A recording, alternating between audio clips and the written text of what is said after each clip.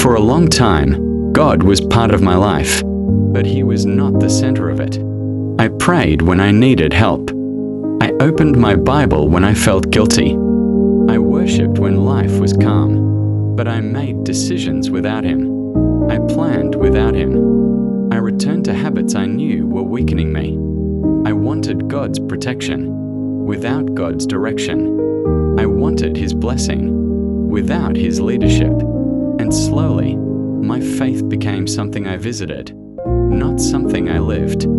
I wasn't running from God. I was just not fully following Him. One morning, after repeating the same struggles again, I said, "God, why do I keep going in circles?"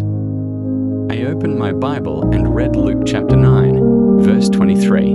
"If anyone desires to come after me, let him deny himself, take up his cross daily, and follow me." That verse didn't inspire me. It corrected me.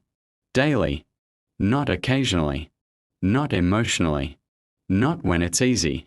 Daily, I realized I didn't need more motivation. I needed surrender. That day, I made a decision, not to be perfect, but to be intentional. I built prayer back into my mornings. I removed things that weakened my spirit. I stopped negotiating with what God had already made clear, and commitment changed what emotion never could. That became my turning point. Father, today we come without excuses. We are tired of cycles, tired of weak obedience, tired of partial surrender.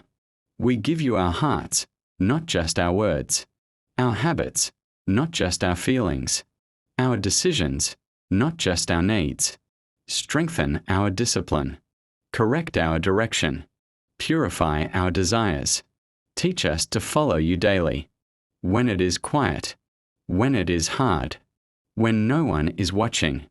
Let this not be another emotional moment, but a spiritual decision. And let this moment mark a true turning point.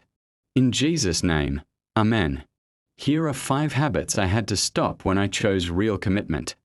I stopped treating prayer as an emergency button. I stopped feeding what weakened my spirit. I stopped delaying obedience. I stopped living by feelings instead of discipline. I stopped calling comfort peace. In the comments, write one area where you know God is calling you deeper. One word is enough. We will be praying over every comment. If this message spoke to you, stay connected to Dynamic TV, where real stories, scripture, and prayer lead to real life change. And consider subscribing, so you don't walk this journey alone.